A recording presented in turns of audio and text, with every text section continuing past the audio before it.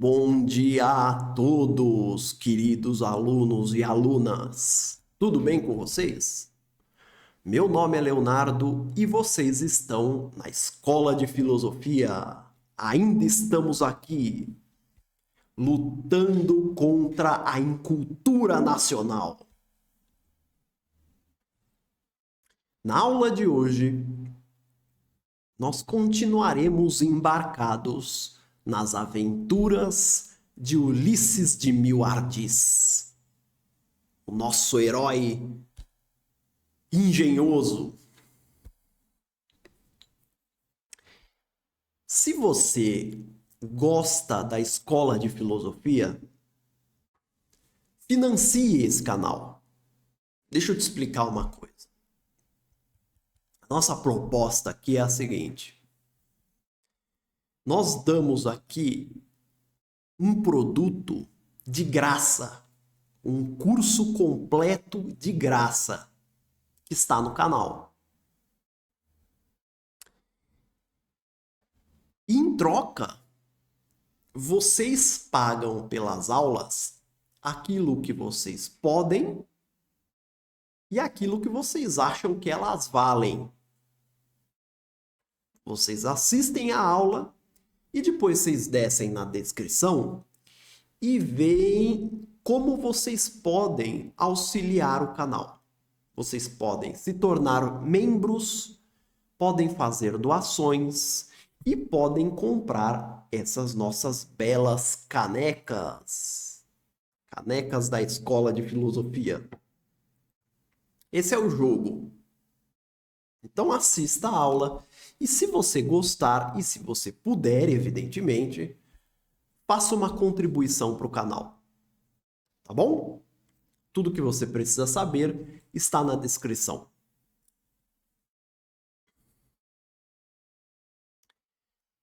Na aula passada, nós verificamos que Ulisses de Mil Ardis pisou num belo de um chiclete, aqueles que não saem de jeito nenhum do seu pé.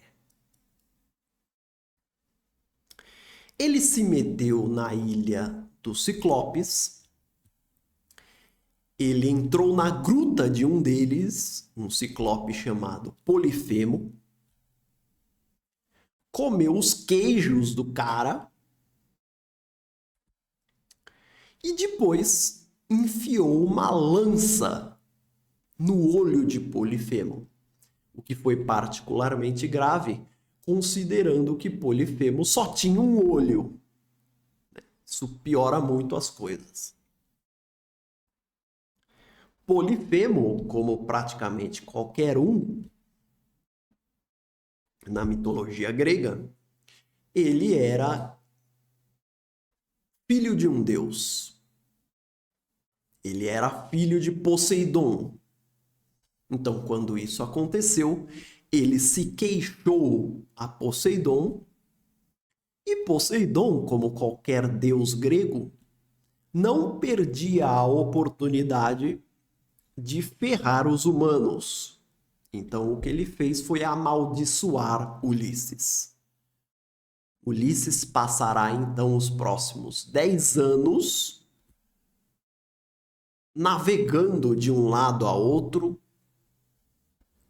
simplesmente porque Poseidon queria matá-lo, ou pelo menos atrasar a sua chegada em Ítaca.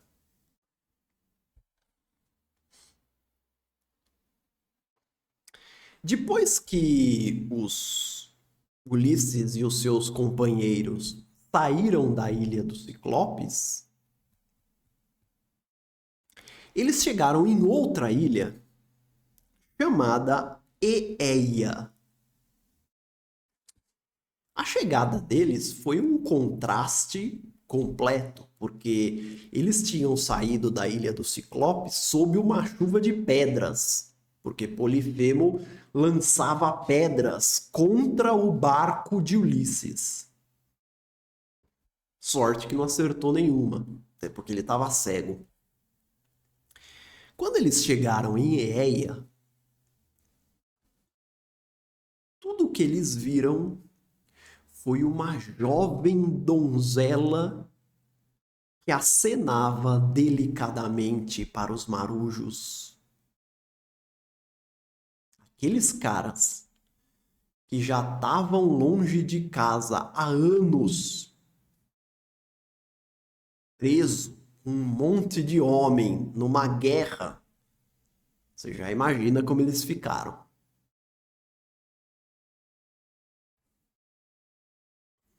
Essa donzela se chamava Circe, ou como Homero nos esclarece, a Circe de belas tranças. Assim que eles pararam o barco, Ulisses mandou que alguns dos seus companheiros fossem até a casa de Circe para saber do que se tratava. Eu não preciso dizer que todo mundo queria ir. Então Ulisses teve que fazer um sorteio, escolher alguns. E eles foram. Ulisses não foi, Ulisses ficou no barco.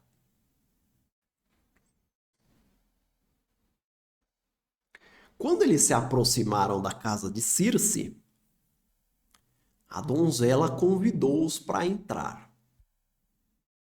Na porta do palácio dela, as coisas já começaram a ficar estranhas, já começou a aparecer aí uns red flags, né, uns sinais vermelhos aí, porque a casa dela não tinha mais ninguém. Era ela e um monte de animais domesticados, leões, lobos, javalis. Tanto assim que tinha um tal deles lá, um tal de Euríloco, eu adoro esses nomes, né? Euríloco. Ele olhou isso, ficou meio ressabiado e não quis entrar, e não entrou.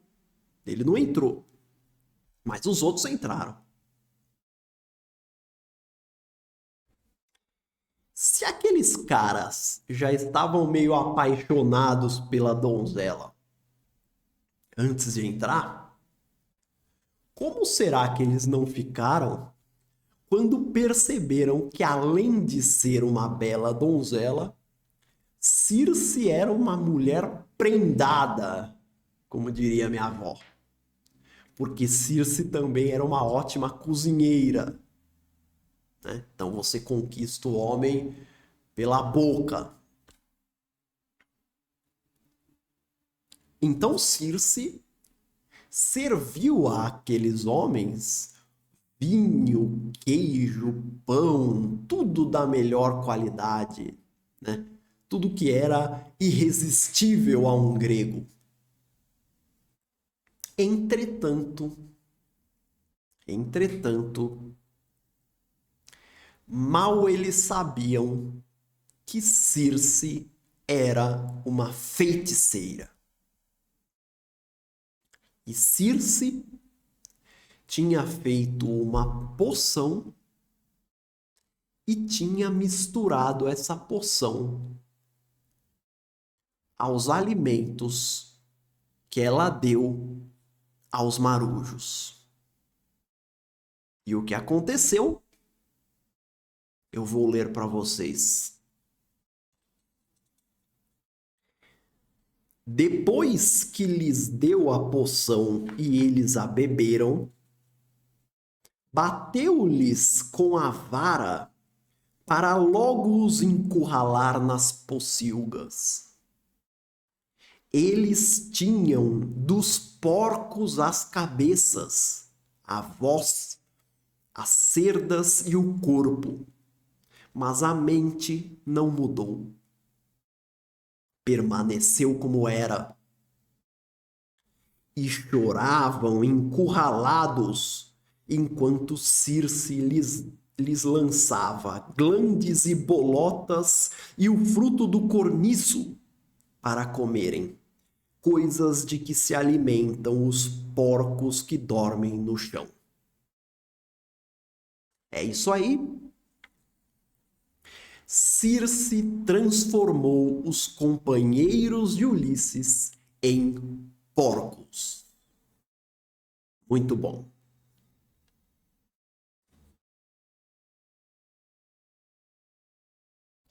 Nem tudo que reluz é ouro, como diriam, não é? Enfim, não havia opção. O grande Ulisses teria que agir. Ele teria que salvar os seus companheiros. E ele agiu. Estejam preparados, porque o que vocês vão ver agora é uma das maiores façanhas da mitologia grega. Aliás, eu disse mitologia grega, eu quero dizer da história. Nada pode preparar vocês para a façanha heróica que Ulisses desempenhou nesse momento. Vocês acham que o Capitão América é muita coisa? Vocês não conhecem Ulisses de Mil Ardis. Ulisses, assim que ficou sabendo do ocorrido, decidiu ir sozinho até a casa da feiticeira para enfrentá-la. No caminho, ele foi visitado por Hermes, que veio com uma poção para que ele resistisse ao feitiço. Ele bebeu e lá foi ele para a casa de Circe. Peito aberto, peito inflado, entrou na casa de Circe com a espada na mão, pronto para qualquer coisa. Circe o surpreendeu. Ou melhor, Circe foi surpreendida. Em primeiro lugar, ofereceu-lhe o vinho. E Ulisses não recusou. Meteu o vinho para dentro. Sem efeito. Circe ofereceu o queijo. E Ulisses, como um bom grego, comeu. Sem efeito. Circe tentou usar a sua vara para transformar Ulisses num porco. Mas Ulisses não foi transformado. Eis que a feiticeira Circe estava encurralada. E para que vocês não achem que eu estou inventando tudo isso, eu vou ler em Homero para que vocês saibam exatamente o que ela fez. Veja o que ela disse para Ulisses. Quem és e de onde vens? Que cidade é a tua? Quem são seus pais? Estou espantada por teres bebido a poção sem ficares enfeitiçado. Nenhum homem jamais resistiu a essa droga depois que a bebesse e que ela lhe passasse a barreira dos dentes. Mas a tua mente não pode ser enfeitiçada.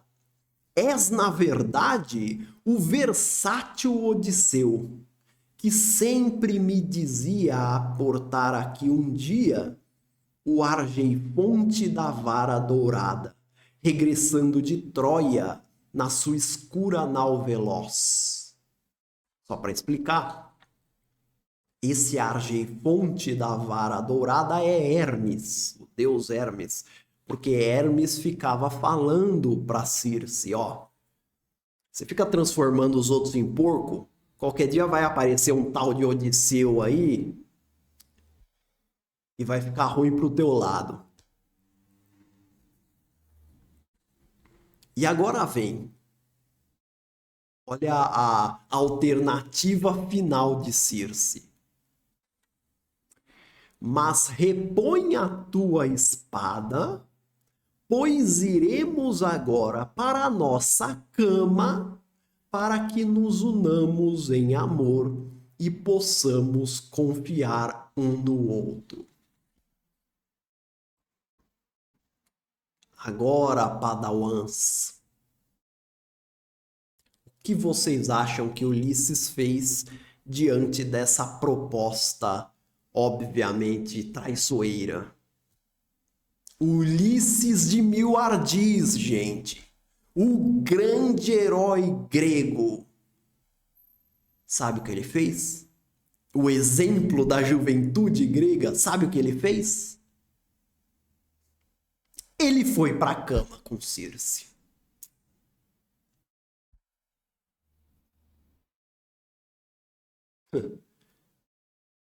Esse é o nosso herói.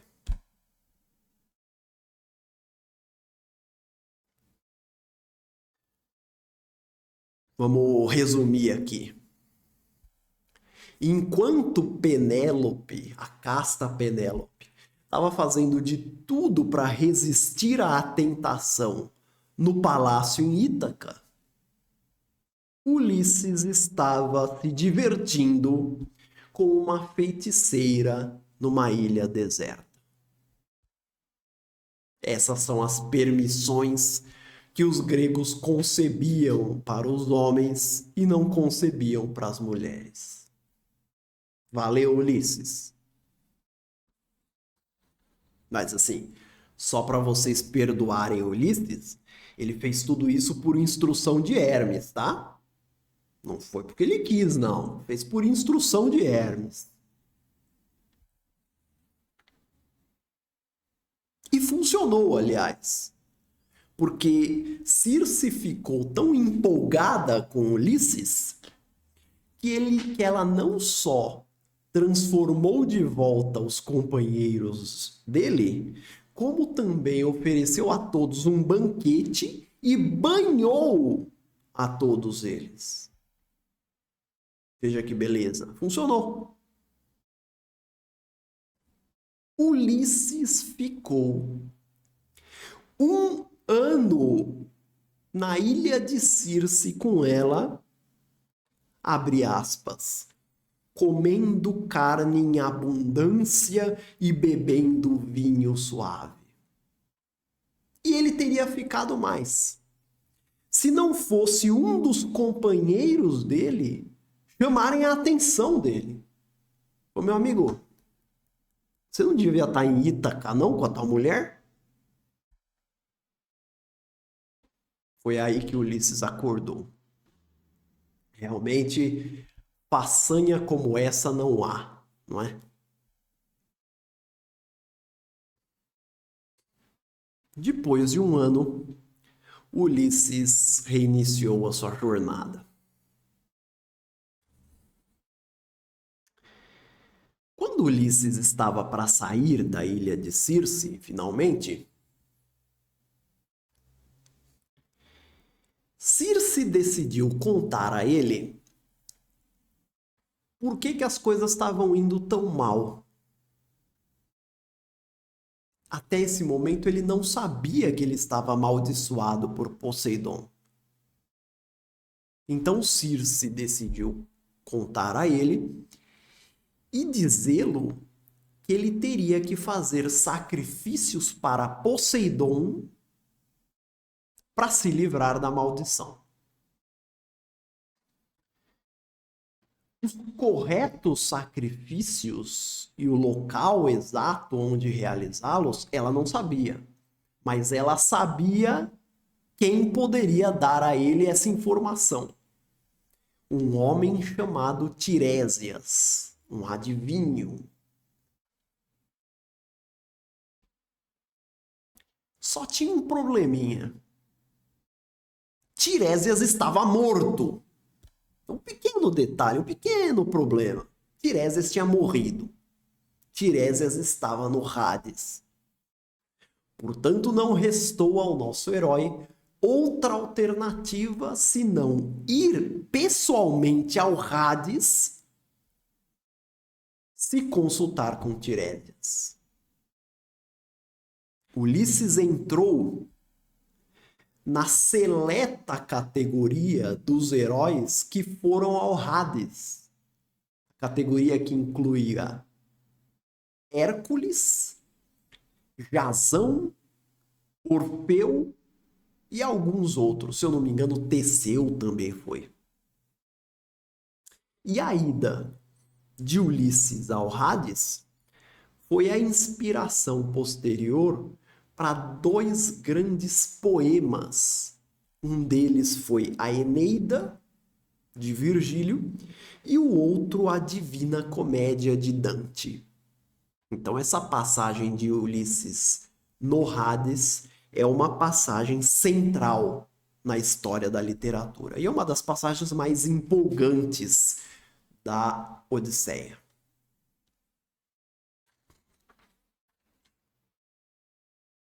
Então, aqui estamos. Circe deu a Ulisses um tutorial de como chegar no Hades. E como nós estamos na era da internet, onde tem tutorial para tudo no YouTube, agora eu vou deixar a vocês um tutorial de como chegar no mundo dos mortos, pelo menos segundo Circe. Aí vai. Anota aí, pega uma caneta, pega um papel e uma caneta.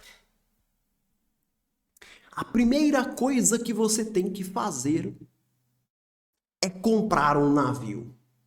Ou, se você for bom o suficiente, como Ulisses, construir o seu próprio navio. E você tem que botar esse navio no mar Mediterrâneo. Ponha velas brancas no navio. Não vai fazer que nem o Teseu. Ponha velas brancas. E deixe o vento te levar. Que nem o Zeca Pagodinho. Deixa o vento te levar. Deixa o vento te levar. O vento vai te levar para o oeste.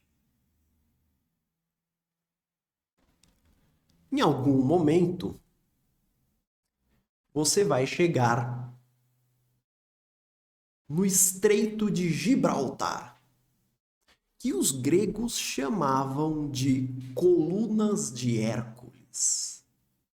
Hércules construiu ali, colocou ali duas colunas para avisar os humanos que aquele era o limite do mundo dos homens, que não era para ninguém ultrapassar. O que você vai fazer? Você vai ultrapassar. Além das colunas de Hércules, havia o oceano. Só que o oceano, para o grego da época de Homero, ele não era um imenso mar. Ele era um rio. Porque eles achavam que havia um enorme rio que marcava os limites da Terra. E esse rio se chamava oceano.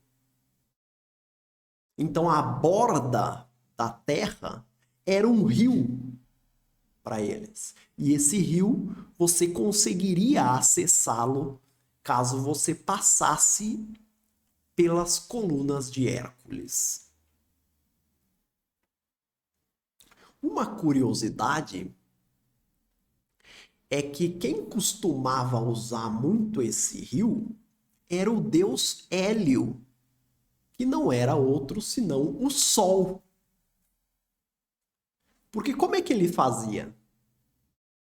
O deus Hélio, ele ficava, antes do dia raiar, ele estava na parte mais leste do mundo, certo? Aí ele pegava a biga dourada dele, subia na biga e ele começava a viajar pelos céus. Ele e outros deuses que o acompanhavam, como por exemplo a deusa Aurora. Toda essa gente fazia uma viagem de leste a oeste até a outra ponta do mundo. E nós vemos eles fazendo a viagem porque a biga reluzente de Hélio cruza o céu todos os dias. A gente costuma chamar isso de sol e de dia. Quando no final do dia Hélio chegava na outra ponta do mundo, a gente via ele caindo e sumindo no horizonte, ele estava no rio Oceano. Tinha um barco esperando por ele lá. Então ele pegava a sua biga, colocava no barco, e esse barco iria fazer o caminho em torno da Terra para levar o deus Hélio de volta à ponta leste do mundo, onde ele recomeçaria a sua jornada. Então, quando é de noite, ou seja, quando Hélio não está no céu, é porque ele está navegando pelo rio Oceano de volta a leste, para que um novo dia pudesse nascer.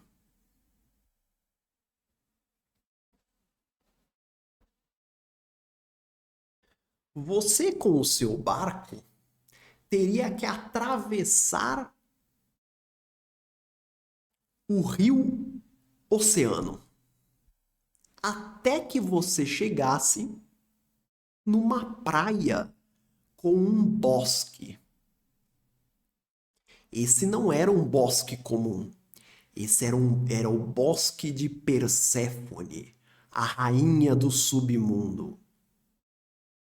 Muito cuidado aqui, porque se você se meter a querer arrancar alguma fruta nesse bosque, ó, você tá lascado.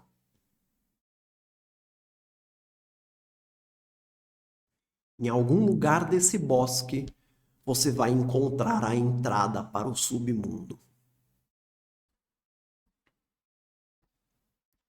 Vocês estão curiosos para saber como é que é esse local? Homero nos diz que é um local tomado por névoas e escuridão. Por uma razão muito simples. Como o deus Hélio terminava sua viagem antes do rio Oceano, ele não estava lá para iluminar os bosques de Perséfone. Então, naturalmente, era um lugar de escuridão.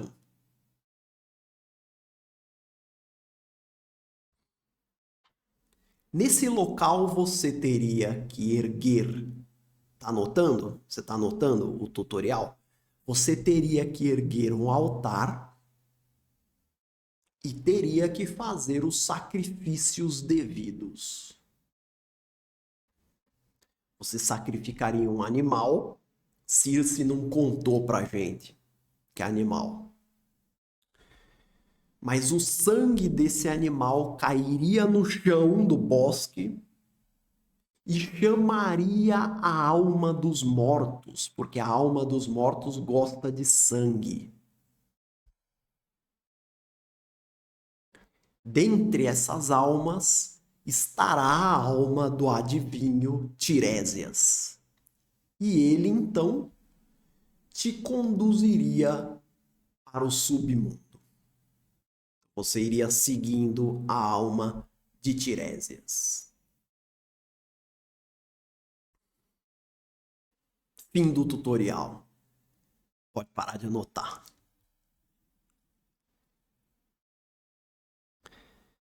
É curioso perceber, mais uma vez, nós já falamos sobre isso quando a gente falou sobre os minoicos, mas aqui eu vou me repetir. É curioso perceber a relação que os gregos faziam entre o sangue e os mortos. Vejam vocês. O sangue é um símbolo da vida, da força vital. Quer dizer, nós aqui estamos vivos e estamos nos mexendo porque existe sangue nas nossas veias. E se você perder muito sangue, você estará morto. Os mortos não têm sangue nas suas veias.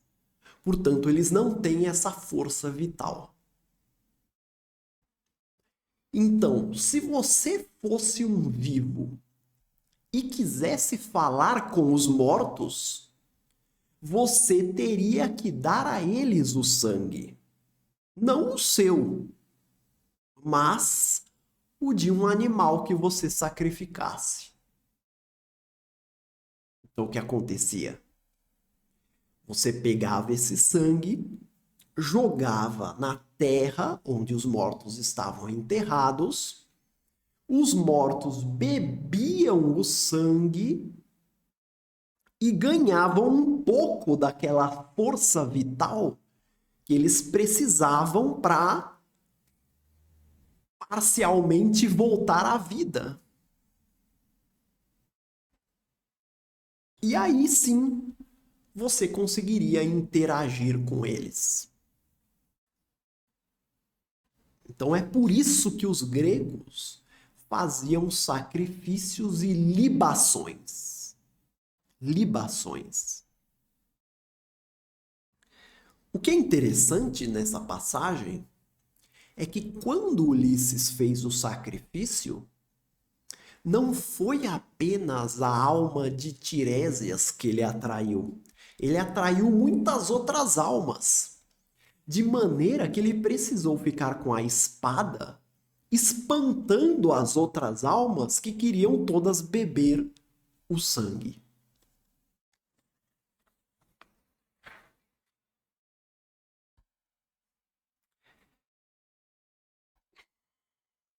A descida de Ulisses ao Hades é um dos momentos mais poderosos da literatura grega.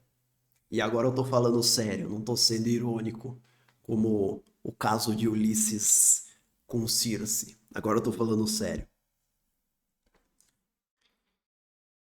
Na minha humilde opinião, esse trecho é o trecho mais bonito da poesia de Homero.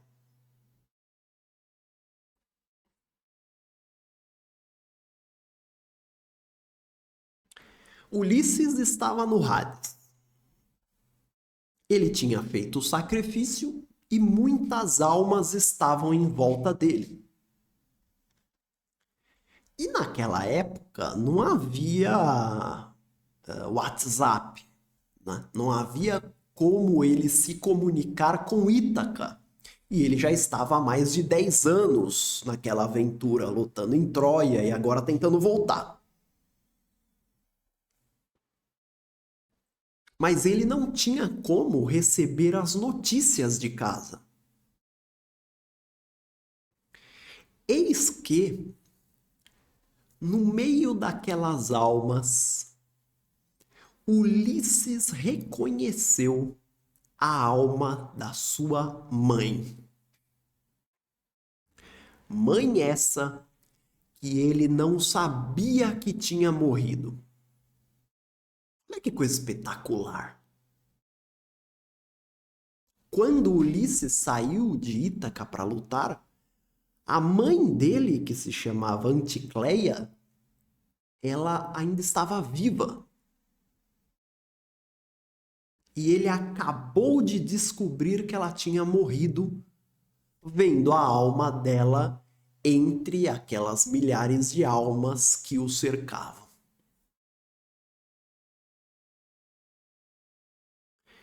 Ele permitiu que a alma de Anticleia bebesse do vinho para que ele pudesse ouvi-la.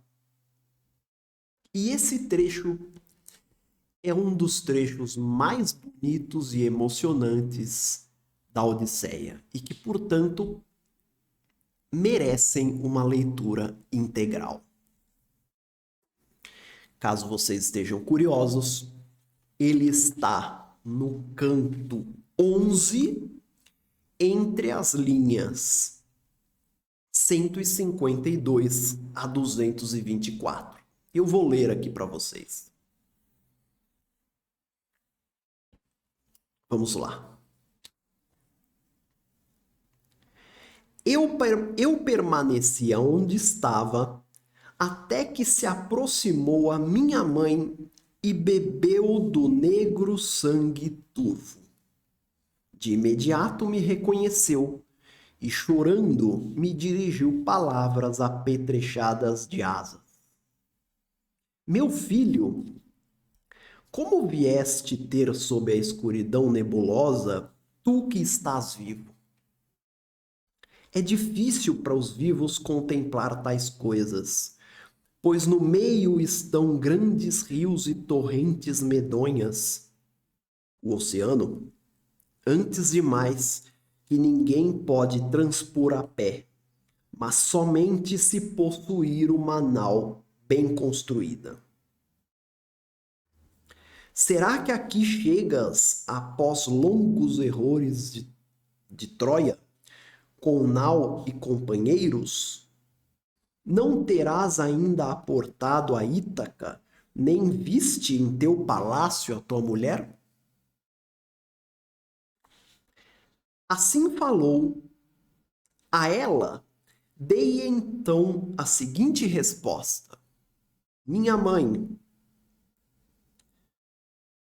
foi a necessidade que me trouxe ao Hades, para interrogar a alma do tebano Tiresias. Pois ainda não cheguei perto de Acaia, nem a minha terra pisei, mas tenho sempre vagueado em desespero, desde que fui com o divino Agamenon para Ílion de belos cavalos, para lutar contra os troianos. Mas diz-me agora tu, com verdade e sem rodeios, como te venceu o destino da morte de prolongada tristeza? Foi longa a doença? Ou foi Ártemis, a arqueira, que te visitou e matou com setas brandas? As setas de Ártemis eram uma morte tranquila e indolor, como eles achavam que era a morte de uma presa vítima dos arcos de um caçador. Fala-me do meu pai e do meu filho que deixei. Assistem-lhes ainda os direitos que eram meus, ou detém-nos outro homem por dizerem que não regressarei? Ele está preocupado. Fala-me da intenção e do espírito da mulher que desposei. Se permanece junto do meu filho e mantém tudo guardado, ou se já alguém a desposou, o melhor dos aqueus. Assim falei, e logo respondeu a excelsa minha mãe. Na verdade, ela permanece de coração sofredor em teu palácio. E desesperadas se desgastam as noites, mas também os dias, enquanto chora. Os direitos que eram teus, nenhum homem detém, mas das propriedades trata agora Telêmaco incontestado, e banqueteia-se nos festins que a um legislador compete partilhar, pois todos o convidam.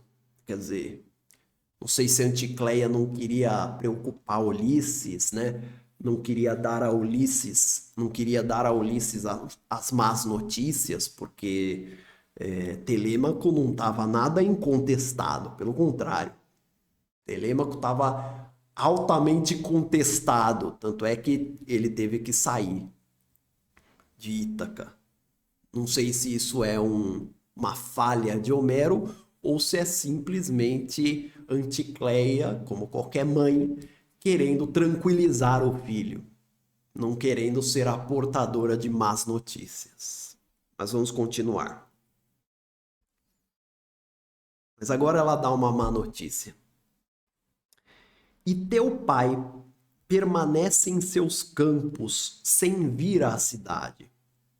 Não possui colchões, nem lençóis, nem bons cobertores para a sua cama, mas fica no inverno onde dormem os escravos na casa, nas cinzas junto ao fogo, e vis são as roupas que põe no corpo. Mas quando chega o verão e a abundante estação dos frutos, com folhas caídas no terreno inclinado das suas vinhas, aí coloca por toda parte a sua cama humilde. Jaz na sua dor, quer dizer, o pai dele estava entregue às moscas, esperando a morte.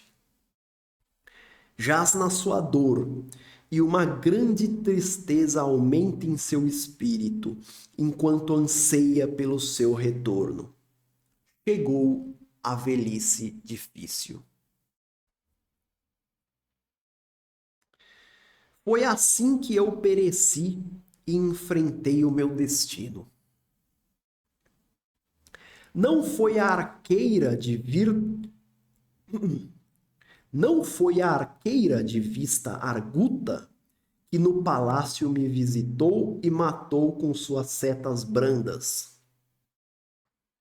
Nem me assolou qualquer doença, das que muitas vezes tiram a vida aos membros com sofrimento desgastante.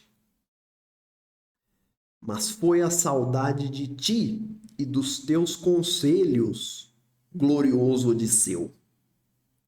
A saudade da tua brandura de coração. Foi a saudade de ti que me tirou a vida doce como mel. Olha que bonito. Assim falou, e ponderando no coração, pretendi então abraçar a alma da minha mãe falecida.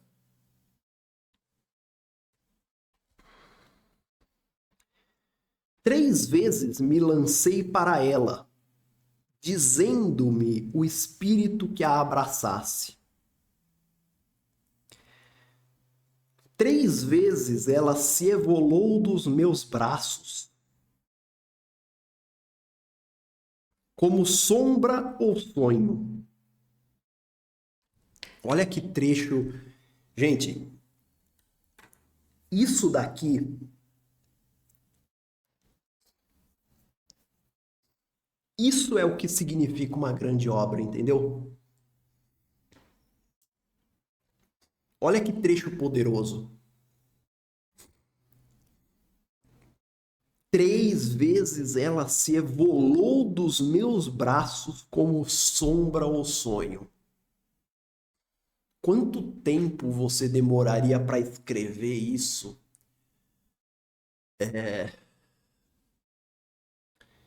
Sem ser considerado um gênio.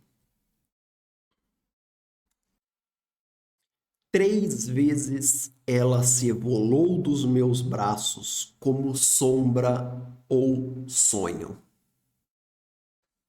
A minha dor tornou-se mais aguda e falando-lhe proferi palavras apetrechadas de asas.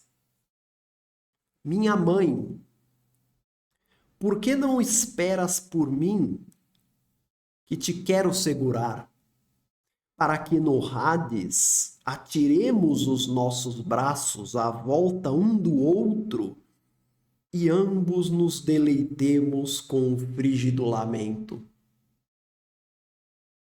Será este um fantasma que me mandou a altiva Perséfone para que eu chore e me lamente ainda mais? Assim falei, e logo respondeu a excelsa minha mãe: Ai de mim, ó filho, desgraçado entre todos os homens! Não é Perséfone, filha de Zeus, que te defrauda. É a lei que está estabelecida para os mortais quando morrem, pois os músculos já não seguram a carne e os ossos, mas vence-os a força dominadora do fogo ardente, quando a vida abandona os brancos ossos e a alma, como um sonho, batendo as asas, se evola. Eu leio uma coisa dessa, gente, e eu fico pensando naquelas nossas primeiras aulas do nosso curso, quando nós falamos sobre os primeiros humanos, aqueles que fabricavam ferramentas de pedra, os caçadores e coletores, lembram disso? Eu fico pensando nisso e pensando assim, caramba, em questão de, sei lá, 20 mil anos, nós passamos de seres que trabalhavam com ferramentas rústicas de pedra para seres capazes de escrever isso aqui. O ser humano é fantástico, gente. O ser humano é um animalzinho fantástico. Não é à toa que a consciência humana é algo tão, como é que eu vou dizer, místico. O ser humano é foda. Isso daqui é o melhor de nós.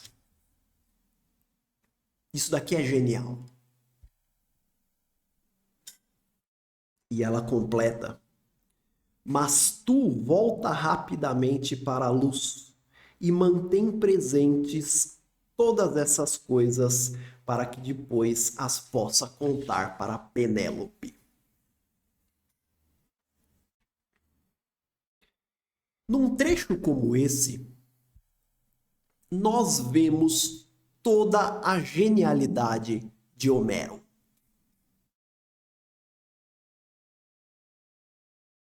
Sabe qual é a genialidade dele? Pense nisso. Eu acabei de ler um trecho e eu fiquei visivelmente emocionado. Talvez vocês tenham ficado também, talvez não tenham. Mas se vocês estão aqui até agora, eu intuo que é porque vocês têm um grande interesse na obra, assim como eu. O que é espetacular e é o sinal de genialidade é o fato de nós, no ano 2024, 2.700 ou talvez até mais, 2.700, digamos, anos depois de Homero, nós estamos aqui lendo o que ele escreveu.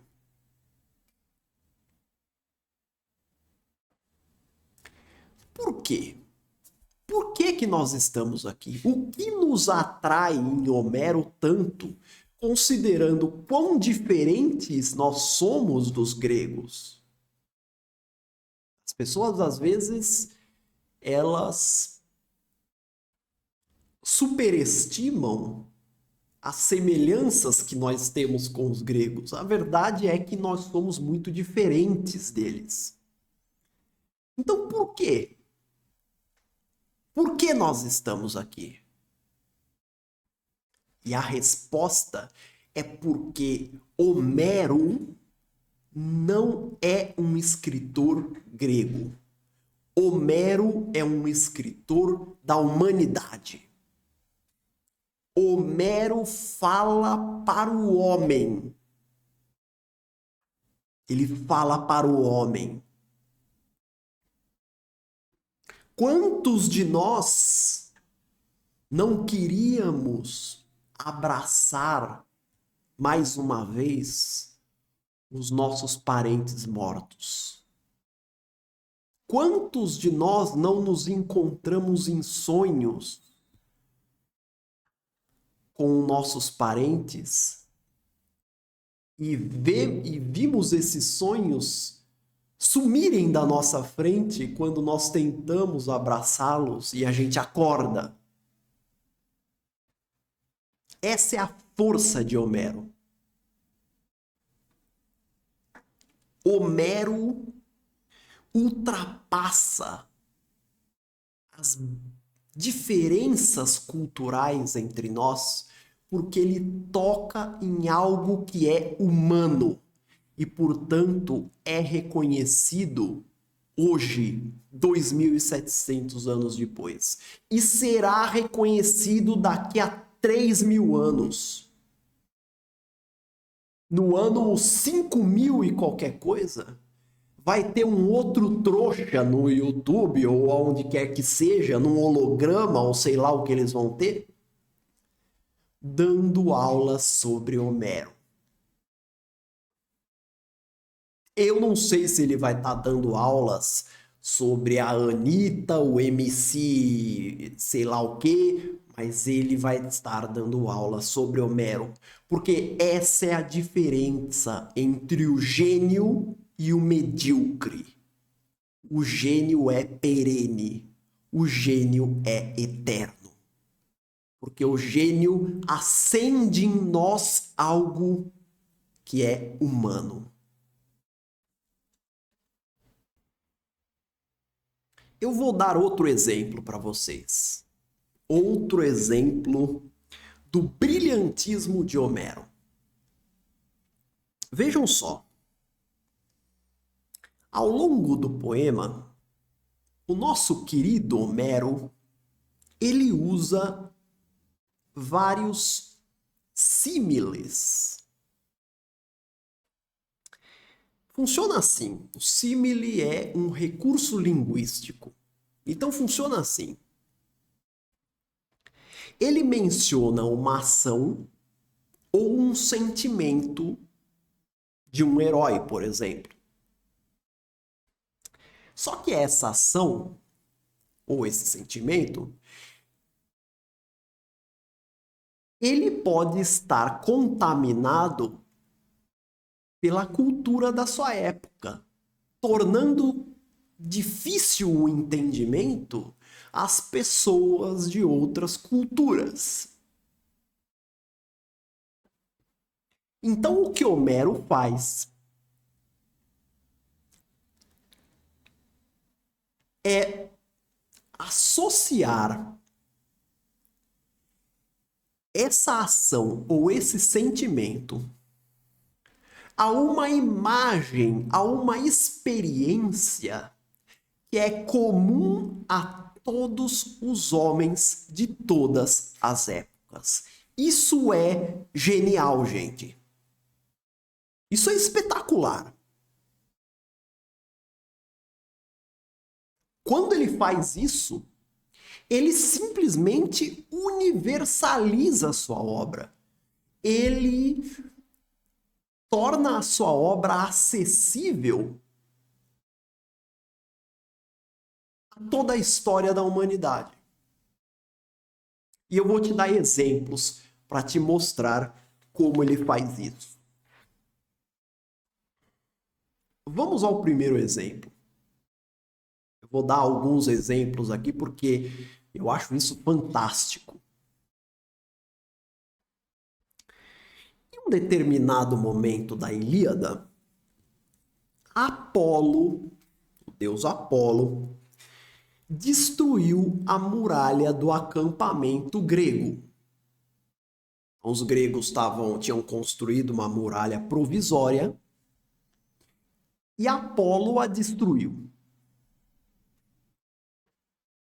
Quantos de nós já viram uma muralha antiga? Poucos. Quantos de nós já viram uma muralha antiga sendo destruída? Muito menos. Então Homero,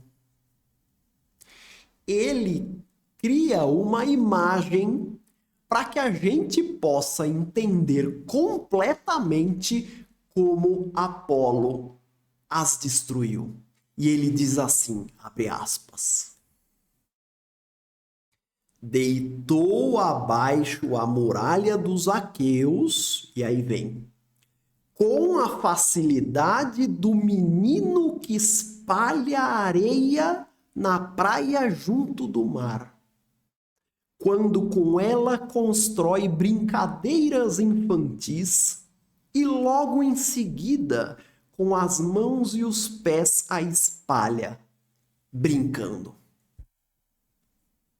Ou seja, a maioria de nós nunca viu uma muralha grega, mas a maioria de nós já foi para a praia e fez brincadeiras infantis na praia e depois usou os pés e as mãos para espalhar a areia. É ou não é? Veja o uso de uma imagem que é praticamente universal, sendo aqui aplicada para que a gente entenda exatamente o que o deus Apolo fez. O deus Apolo era uma criança espalhando a muralha grega, como quando nós espalhávamos o nosso castelinho de areia quando brincávamos na praia. É ou não é espetacular? Outro exemplo. Esse também é ótimo. Patroclo viu os gregos sendo massacrados pelos troianos. E ele foi para a tenda de Aquiles, que ainda não tinha voltado para a batalha, e entrou chorando na tenda. E Aquiles viu. Só que existem muitas maneiras de alguém chorar. Você pode chorar de alegria, de tristeza, de desespero, enfim, existem 1 milhão de maneiras de chorar. Como nós iríamos ser capazes de entender exatamente o que estava sentindo Patroclo? Homero nos socorreu com uma imagem. Ele diz assim: disse Aquiles: por que razão choras, ó Patroclo, como uma garotinha, uma menina que corre para a mãe a pedir colo e, puxando-lhe o vestido, impede-a de andar, fitando-a chorosa até que a mãe a pegue no colo. Igual a ela, ó Patroclo, choras tu lágrimas fartas.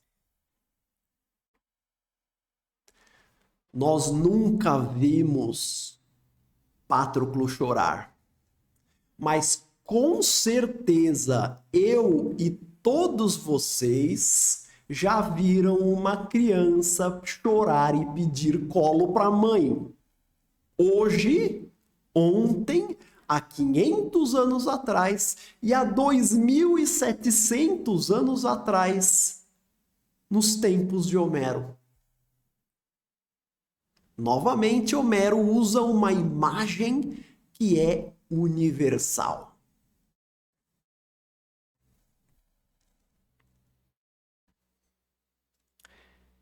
Vejam esse, então.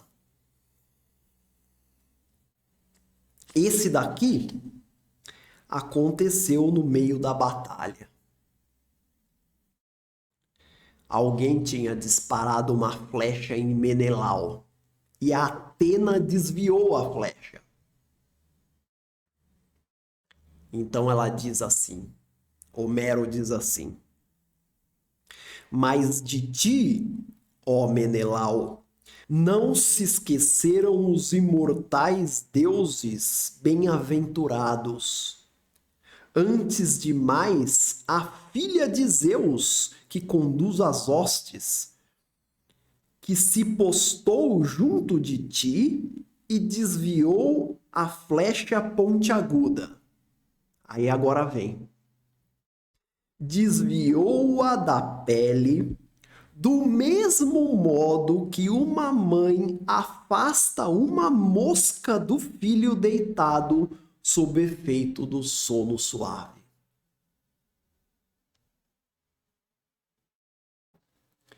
Atena desviou a flecha da mesma maneira como qualquer um de nós tira uma mosca da pele de um dos nossos queridos. Não é fantástico? Fala a verdade. Homero não merece o seu like no vídeo aí? Por favor, vai.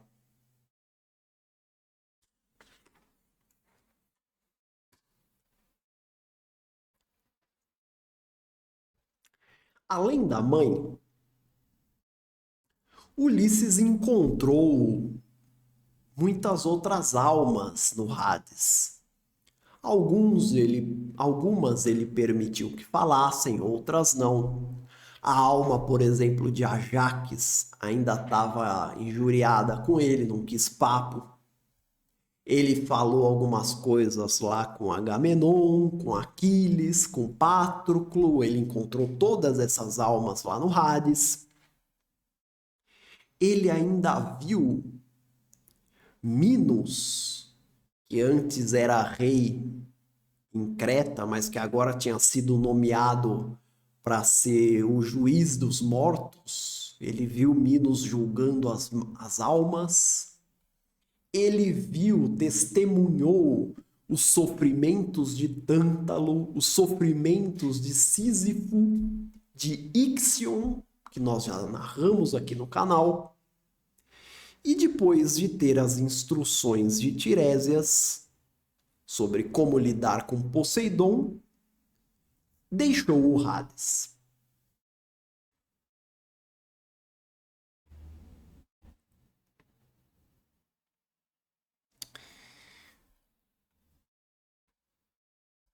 De posse da informação do que faria para acalmar Poseidon, Ulisses retomou viagem. E aí aqui acontece um daqueles fatos da mitologia que nós todos amamos, porque são aqueles fatos que revelam como os deuses gregos eram gente como a gente, como eles eram tão humanos como nós. O fato em questão aconteceu numa ilha chamada Trinácia. Quando Ulisses estava indo embora, Tiresias falou o seguinte para ele: escuta, quando vocês saírem, vocês vão navegando naquela direção, vocês vão passar por uma ilha chamada Trinácias. Não se meta com os animais da ilha. Então Ulisses saiu com essa informação na cabeça. Essa ilha não era uma ilha comum. Era uma ilha divina. Tudo ali era divino. Então o que tinha lá? Tinha uma fazenda com uns bois divinos. Tinha uns pastores, que na verdade eram duas ninfas, ou seja, duas divindades que cuidavam ali dos bois. Ulisses tinha chegado na fazenda de um dos deuses gregos. Afinal de contas, não são só os homens e os heróis que têm propriedades. Os deuses também têm. Os deuses também são latifundiários. Lógico. Se os homens podem ter terras e animais, por que os deuses não teriam? Não é? Eles estavam nas terras de um dos titãs, um deus chamado Hipérion, que era pai do deus Hélio. Então contam as más línguas que quando Hélio subia na sua biga para começar a sua jornada até a outra ponta do mundo, ele levava com ele o deus Hipérion. E, eventualmente, esse deus, que estava pegando uma carona, parava nas terras dele para ver como é que estavam os rebanhos.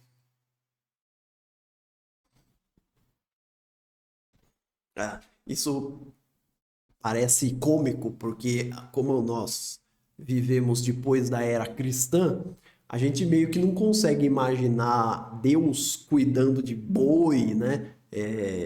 Escovando o cavalo, mas para os gregos estava tudo certo. Eles achavam isso mesmo.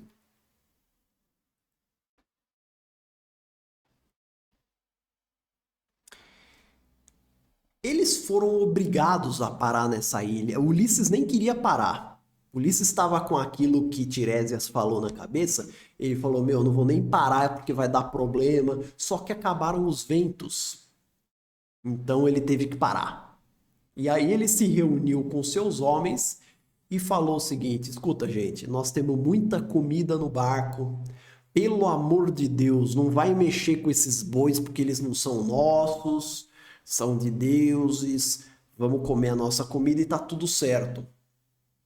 E os tripulantes até se comportaram bem nos primeiros dias, enquanto tinha comida. Foi passando o tempo, a comida foi acabando. Como diria o seu Madruga, quando a fome aperta, a vergonha afrouxa. E a tripulação de Ulisses ficava vendo aquelas vaquinhas divinas passando para lá, para cá, e os caras com fome. E eram. Lá vai eu. Eram umas vaquinhas bonitas, assim, eram aquelas vacas do Globo Rural, tudo esbeltas, sabe? Então eles ficavam vendo aquilo. O que você acha que aconteceu? Quando Ulisses se deu conta, eles já estavam assando a picanha. Já estava lá na picanha, no cupim, no pão de alho.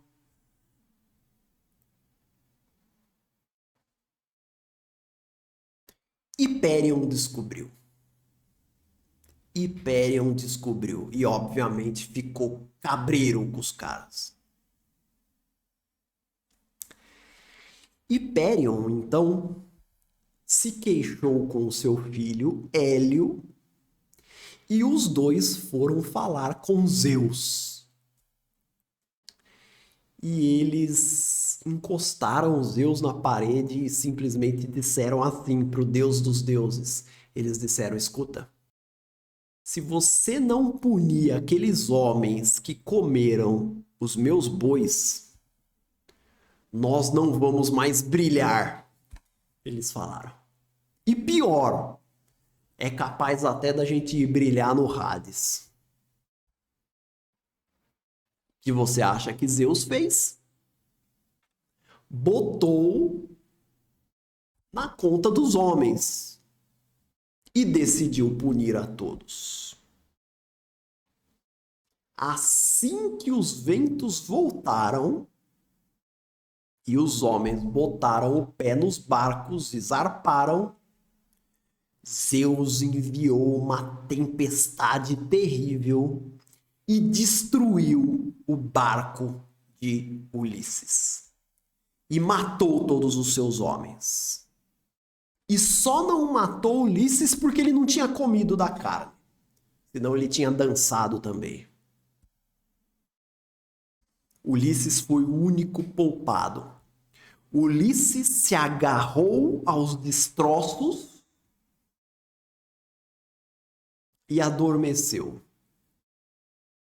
E quando ele acordou, ele estava sendo observado pela deusa Calipso. Ulisses tinha chegado na ilha de Ogígia.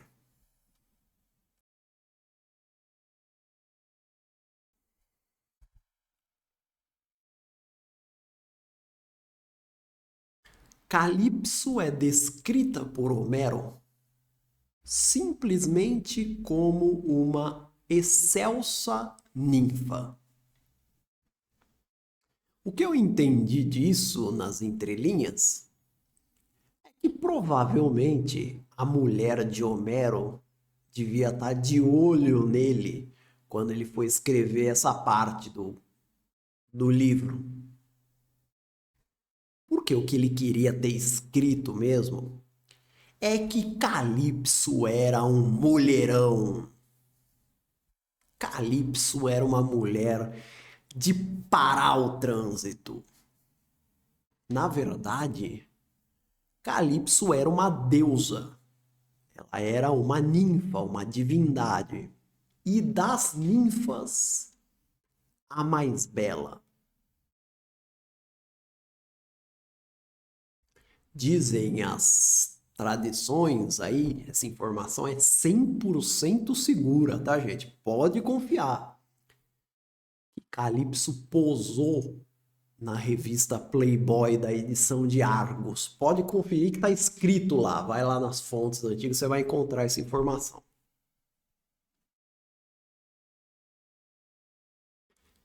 Além da beleza, sendo uma deusa, naturalmente ela era imortal e também eternamente jovem.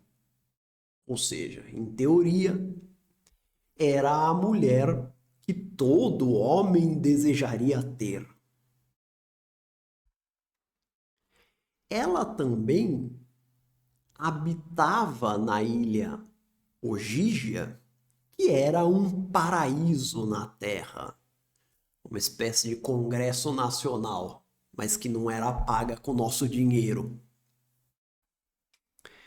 Era um lugar em que ninguém trabalhava, todo mundo comia do bom e do melhor, vinho de manhã, de tarde, de noite, para quem quisesse.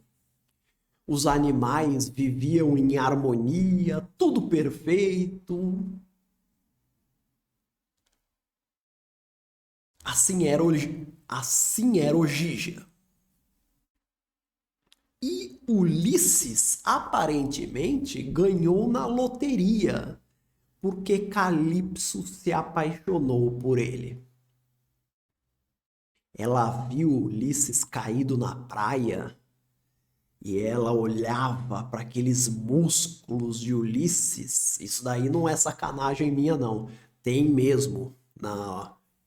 Não é exatamente nesse momento, mas tem um outro momento posterior do livro e os caras ficam falando dos músculos de Ulisses, das coxas torneadas. Isso tem mesmo, isso daí não é sacanagem. O negócio da Playboy é claro que é sacanagem, né? Se alguém tinha dúvida. Mas o das coxas torneadas de Ulisses, não. Eles falam. Não nessa parte de Calypso, mas depois eles falam.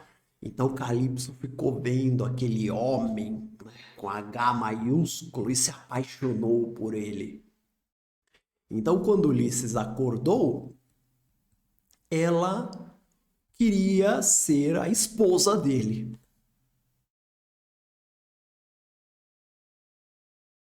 E aí ela fez uma proposta para Ulisses que para a maioria de nós seria irrecusável.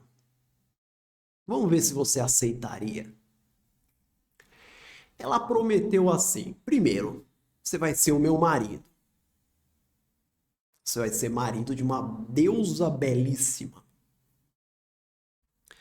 Depois você vai ser o rei dessa ilha aqui onde nós estamos. O que é ótimo, porque você vai ser o rei de uma ilha que não tem problema nenhum. Então, você vai ficar o dia inteiro encostado na rede, né? Você não tem o que resolver. Sabe que os reis na época eles também eram juízes. Eles julgavam os problemas da comunidade. No caso de Ulisses, não tem problema, não tem conflito, não tem lide na, na ilha de Calypso. Você também, Ulisses, eu vou conversar com Zeus e Zeus vai te tornar imortal. E mais, eternamente jovem. Esse é um detalhe que não é negligenciável. É um detalhe importante. Vocês podem achar que é sinônimo a imortalidade e a juventude eterna, mas não é. E quem explica são os próprios deuses, porque teve um caso que assombrou o Olimpo, que foi o caso da deusa Aurora, que se apaixonou por um humano chamado Titono, príncipe de Troia. E ela se apaixonou e ela fez a mesma proposta de casamento para Titono. É a mesma proposta que Calypso fez, ela fez. Só que ela esqueceu de pedir aos deuses a juventude eterna para o marido dela. Então, no caso, Titono aceitou. E Titono se tornou imortal. Mas como ela não tinha pedido a juventude eterna, Titono não morreria nunca, mas ele envelheceria. E foi o que aconteceu. Então, no começo estava tudo show, uma beleza. Conforme foi passando, Titono foi envelhecendo. E Titono terminou um trapo. Um trapo, lógico, né? Porque não morria e continuava envelhecendo. A tal ponto que ele começou a dar tanto trabalho para a Aurora que a Aurora simplesmente o transformou numa cigarra. Considere-se um divórcio. Calypso não fez isso. Calypso fez a proposta completa. Barba, cabelo e bigode.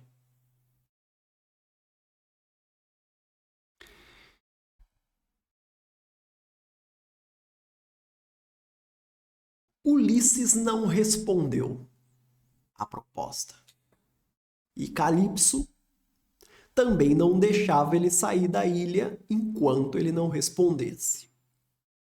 Então Ulisses se tornou um prisioneiro de Calypso na ilha de Ogígia. Ele ficou 7 anos, 7 longos anos, obrigado a ter que compartilhar o leito com aquela deusa. Um sacrifício que poucos de nós aguentariam.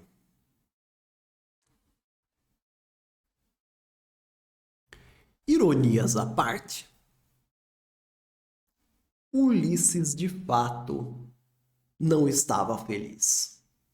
Pelo contrário, Ele passava os dias sentado na praia, olhando para o mar e sonhando com Ítaca. E vocês me perguntam, por quê? Ele tinha tudo. Ele tinha uma proposta irrecusável nas mãos. Imortalidade, juventude eterna, poder, riqueza, que na ilha nem precisava, mas se ele precisasse, se ele quisesse, ele poderia ter. Uma mulher maravilhosa. E ele triste?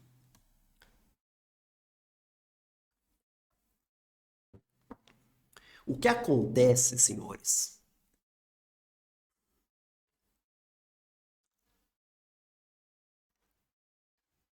É que por melhor que fosse a ilha, ela não era a ilha de Ulisses. Era a ilha de uma estranha. A vida só vale a pena quando nós estamos no nosso lugar natural. Cada um de nós nasceu para viver uma vida, para viver em um lugar, para viver em uma casa, em um reino, para fazer, para ter uma profissão. Cada um de nós tem um lugar nesse nosso universo, como os gregos diriam, no cosmos, nesse arranjo perfeito e harmônico, onde todas as partes, como um relógio, todas as partes cumprem um papel no todo.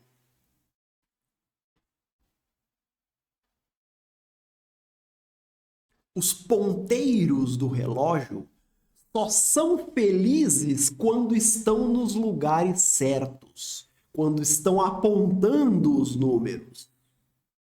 Não adianta você pegar o ponteiro de um relógio e prometer a ele uma vida maravilhosa fora do lugar onde ele nasceu para estar. E da mesma forma com todos nós. Cada um de nós nasceu para ocupar um lugar nesse cosmos. E o lugar de Ulisses não era com Calipso. O lugar de Ulisses era em Ítaca.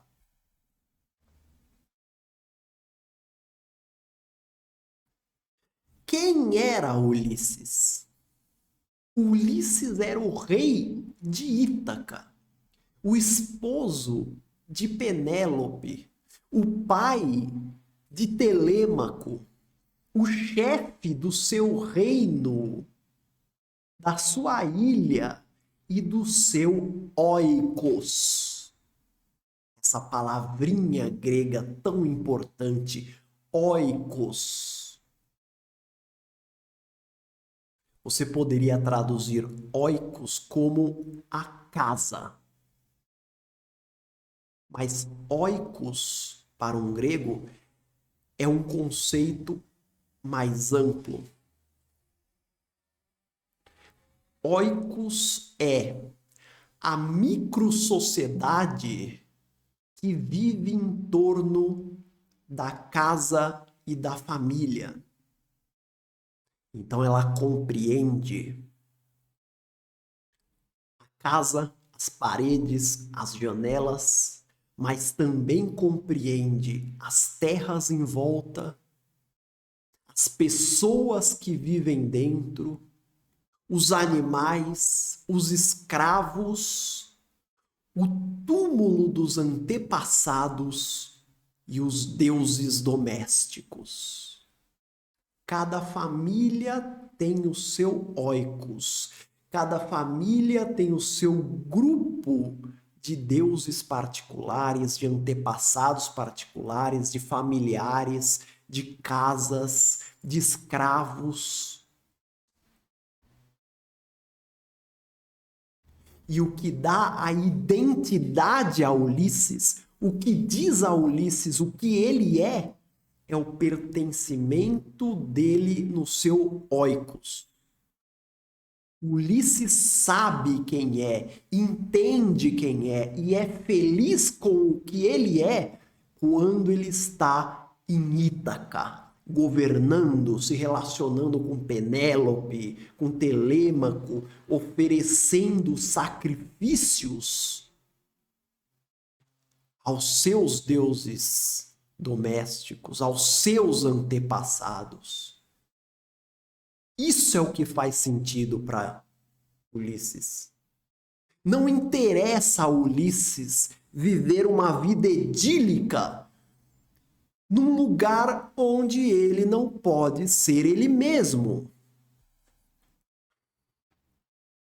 Como ele daria ordens, por exemplo, para Calipso? Como ele exerceria a sua autoridade de rei e de marido sobre uma deusa? Como um bom rei, ele poderia julgar conflitos se em Ogija não havia conflitos?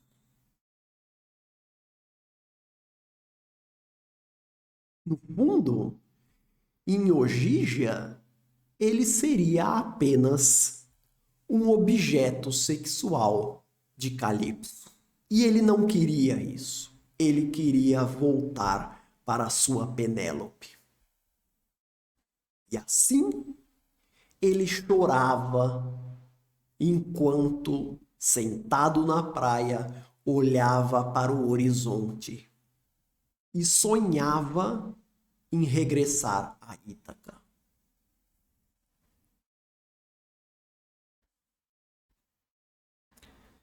Fora da sua comunidade, fora do seu oikos, fora da sua casa, fora ou longe da presença dos deuses domésticos, Ulisses não era nada. Ulisses não tinha identidade. Ulisses teria ficado em Ogija a vida inteira prisioneiro de Calipso se não fosse a providencial intervenção da deusa que era também sua melhor amiga, Atena. Atena, protetora de Ulisses, viu o sofrimento do herói e se queixou a Zeus. E foi a advogada do caso Ulisses para Zeus. E conseguiu de Zeus uma ordem para que Ulisses, ou para que Calipso, fosse obrigada a libertar Ulisses. Mas essa história nós vamos contar na aula seguinte. Vamos terminar na aula seguinte. Ok? Então é isso aí, minha gente. Mais uma aula chega ao fim. Muito obrigado a todos que assistiram. Se você gostou da aula, pense em ajudar o canal. E a gente se vê na próxima sexta-feira. Um abraço, gente.